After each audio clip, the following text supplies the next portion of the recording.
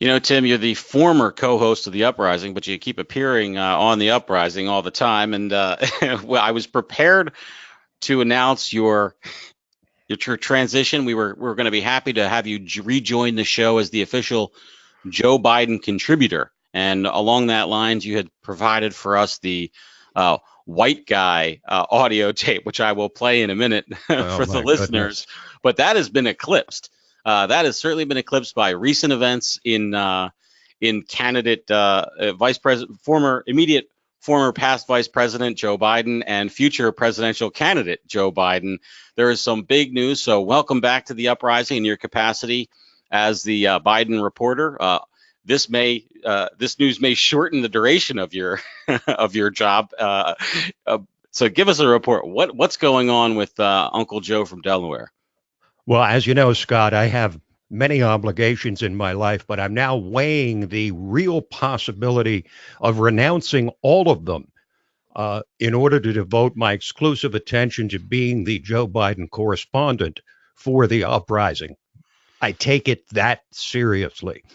But I don't know which is worse. I mean, he's the gift that keeps on giving. And this soundbite that you're going to play of him renouncing his white heritage and saying that white guys are the problem, even though he's been the quintessential corporatist white guy for a long time. He's now played right into the white guy thing with this latest story from New York Magazine, of all places. And, this title of, America's uh, creepy Uncle Joe, it was kind of endearing, I think, to the left until now, because he was always get away with it because he was basically harmless as Yeah, it seemed as like a vice president. it seemed like they had an affect of just like, yeah, well, that's just Joe. You just kind of Yeah, whatever. that's just Joe Yeah, being he's a Joe. little But creepy, but it's a misdemeanor rather than a felony, well, basically. on the left, I think he was, yeah, he's a creep, but he's our creep. But as vice president, he was not a Dick Cheney. He was not an influential vice president. He was basically a yes man out there doing what he does best, talking a blue streak to support Obama, making multiple malaprops that, form the basis of, we could just go on forever from All right. asking the guy, how about asking the guy to stand up who was in the wheelchair, Yeah. All right. or Well, or listen though. or Let's but well, focus on the new wait a minute, news. no, no, no, you can't control the flow of information. You've Sorry. named me the official Joe Biden correspondent. Now, Scott, let me do my job All right. Excuse me. here. I mean, the litany of things, the clean and articulate will stand in infamy. Whatever clean means when he was describing Barack Obama. Apparently, it was endearing to Barack because he made him his vice president, asking the guy to stand who was in a wheelchair, or saying that, may a woman rest in peace, when she was, in fact, standing right there in the audience. I'm not sure she was actually standing, but he had to go, oh, whoops, I forgot that was your father that died, not your mother. But the point is that there's now been a very specific allegation made against him by a woman named Lucy Flores in New York Magazine. She was running for lieutenant governor of Nevada, and when she was getting ready to go on stage in 2014, Joe Biden came up behind her, kissed her on her hair, and it was, by her account, a rather long kiss.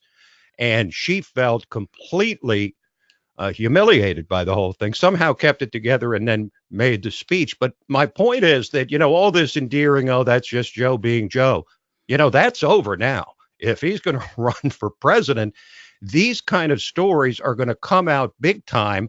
And honestly, you know, I think he won't be able to resist the lure of seeing his name at the top of the polls among the, what is it, 16 candidate Well, let Democratic me let field. me let me ask you to stop right there and answer this question for me. We have stopped the presses, by the way, on the Uprising podcast in order to get this segment in. So I just want to say that that's our commitment to the people, Tim, with this late breaking news. This is why I take it so seriously, And Scott. it's Saturday morning as we record this.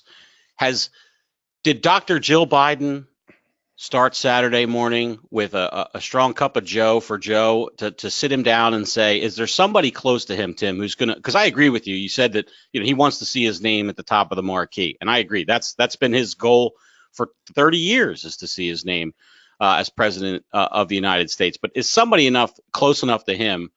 Like, let's say if it were your political career, I might be one of the people close enough to you to say, hey, listen, you can't go on. You're going to I believe you did. I believe you did that a few times when I was running for the United States Senate, Scott. By the way, I think I've seen you give maybe not hundreds, but certainly dozens and dozens of political speeches. At no time did I see anyone smell your hair or kiss your head. Before yeah, I missed that experience, and now I'm kind of jealous.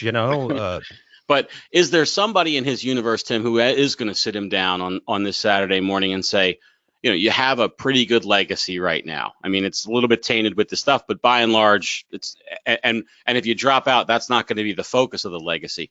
But if you go forward, this is what everybody's going to be talking about. It's going to be story after story. And as a matter of fact, I will now play the clip from him talking about Anita Hill. She was abused through the hearing.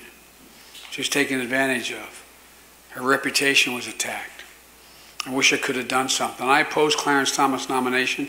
I voted against him. But I also realized there was a real and perceived problem the committee faced. There were a bunch of white guys. No, I mean it sincerely, a bunch of white guys. To this day, I regret I couldn't come up with a way to get her the kind of hearing she deserved.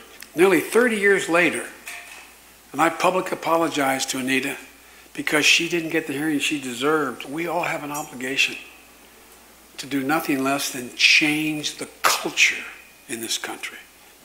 A white man's culture. It's got to change. It's like he was like a bystander in the hearing rather than one of the key players in the committee. Oh, I wish I could have done something. You wish you could have done something. You were on the committee.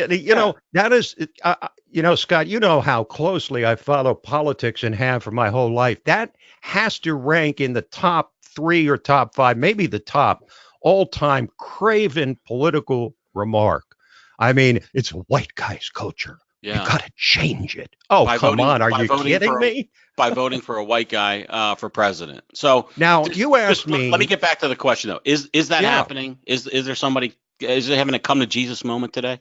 I think in most of these cases, and I think it's true with Donald Trump, too, the only person who you could count on to make that statement and make it stick and make Biden understand is Dr. Jill Biden, is his wife. I think maybe what she should do, Scott, is walk up to her husband and say, Joe, if you keep doing that, I'm going to put y'all back in chains.